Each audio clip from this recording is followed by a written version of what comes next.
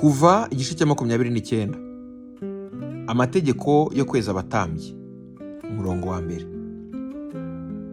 Ibi aba ari byo ugirira Aroni n'abana be kugira ngo bereze kunkorera umurimo w'ubutambyi. Ujyane ikimasa kimwe n'amasekurume y'intama abiri adafite inenge, n'imitsima itasembuwe, n'udutsima tutasembuwe twavuganiwe n'amavuta ya elayo, n'udutsima dusa n'amabango tutasembuwe twasizweho amavuta ya elayo, uzabivuge mu ifu y'ingenzi y'ingano. Ubishyire mu kibo kimwe, ubizanire na cya kimasa na ya masekurume. Kandi uzazane Aroni n'abana be ku muryango w'ihema ry'ibonaniro, ubuhagirireho.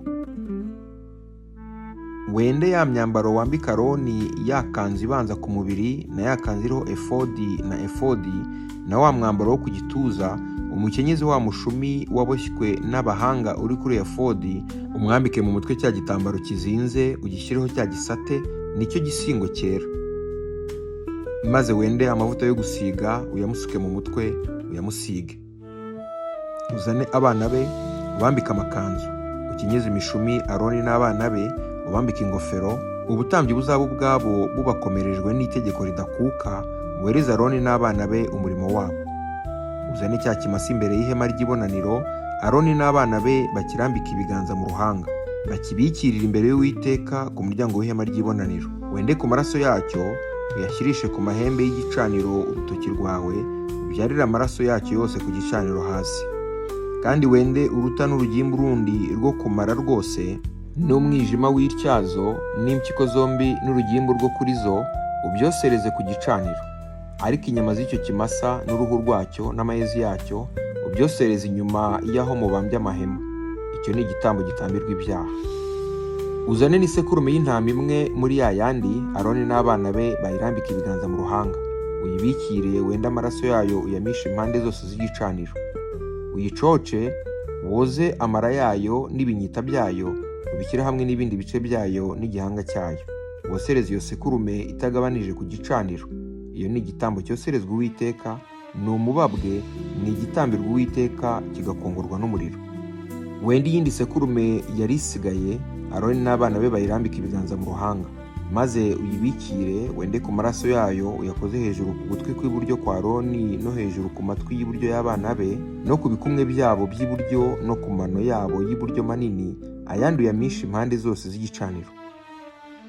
Wende ku maraso yo ku gicaniro no ku mavuta yo gusiga, ubimishe kuri Aroni no ku myambaro ye no ku bana be, bo no ku myambaro yabo, yezanwe n'imyambaro ye n'abana be n'imyambaro yabo.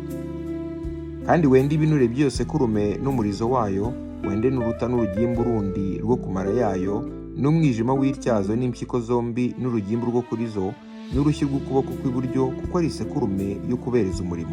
Wende n'umutsima umwe n'agatsima kamwe gasizwe amavuta ya elayo, n'agatsima gasa n'ibango kamwe, ubikuye muri cya kibo cy'imitsima itasembuwe kiri imbere y'Uwiteka. Ibyo byose ubishyire ku mashyi ya Aroni no ku y'abana be, ubizunguze bibe ituro rijungurijwe imbere y'Uwiteka. Ubikure ku mashyi yabo, ubyosereze ku gicaniro hejuru ya cya gitambo cyoshejwe kitagabanije, bibe umubabwe imbere y'Uwiteka. Icyo ni igitambo gitambirwa Uwiteka kigakongorwa n'umuriro. Kandi wende inkoro ya ya sekurume y'intama iyereje Aroni umurimo, uyizunguze ibituro rijungurijwe imbere y'Uwiteka, izabe umwanya wawe.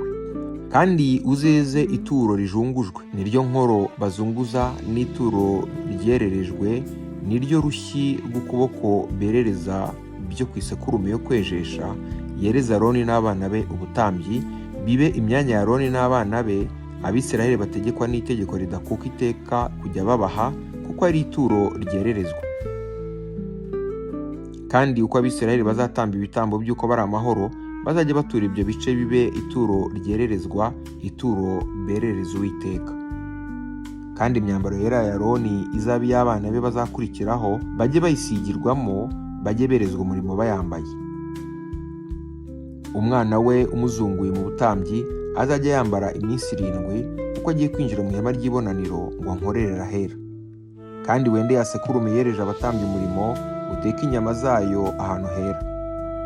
Aroni n'abana be barishirize inyama zayo imitsima yo muri cya kibo ku muryango w'ihema ry'ibonaniro. barye amaturo y'impongano yahongerewe kubereza umurimo no kubanyereza utari uwo mutambyi ntakayaryeho kuko ari ayera.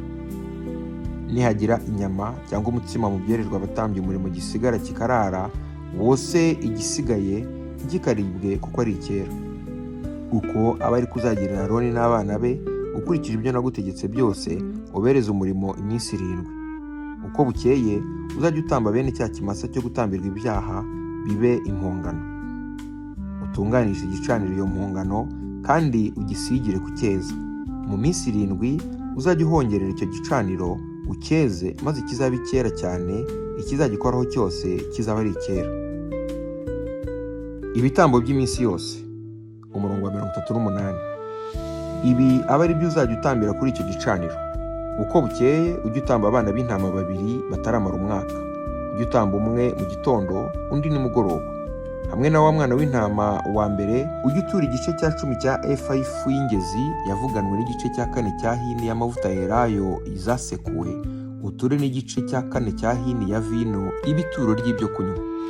Undi mwana w'intama ujye utamba nimugoroba, uturane nawo ituro ry'ifu n'iry'ibyo kunywa nk'uturwa mu gitondo, bibe umubabwe, bibe igitambo gitambirwa Uwiteka kigakongorwa n'umuriro. Mu bihe byanyu byose kibe igitambo cyoswa kidasiba, gitambirwa ku muryango w'ihema ry'ibonaniro imbere y'Uwiteka. Aho niho nzajya mbonanira namwe nkahavuganira nawe. Aho niho nzabonanira n'Abisiraheli, iryo hema rizezwa n'ubwiza bwanjye burabagirana. Nzeza ihema ry'ibonaniro n'igicaniro, na Aroni n'abana be nzabereza kunkorera umurimo w'abatambyi, kandi nzatura hagati mu Bisiraheli mbe Imana yabo. Nabo bazamenya yuko ndi Uwiteka Imana yabo yabakuriye mu gihugu cya Egiputa, kugira ngo nture hagati muri bo, ndi Uwiteka Imana yabo.